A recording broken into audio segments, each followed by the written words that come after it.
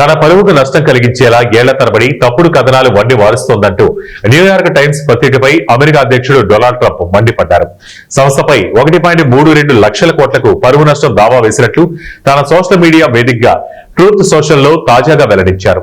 లైంగిక నేరగాడు Jeffrey Epstein కేసుకు సంబంధించి కూడా న్యూయార్క్ టైమ్స్ తనపై తప్పుడు కథనాలను ప్రచురించిందని ట్రంప్ ఆరోపించారు. ఈ సందర్భంగా న్యూయార్క్ టైమ్స్ పై ట్రంప్ సోషల్ మీడియాలో అగ్గి మీద గుగ్గిలమయ్యారు.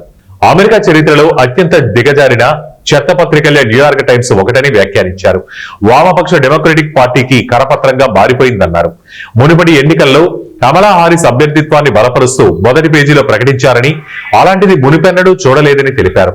తనపై అవాకులు చవాకులు మాట్లాడేందుకు న్యూయార్క్ టైమ్స్ కు చాలా కాలం పాటు అవకాశం లభించిందని కామెంట్ చేశారు.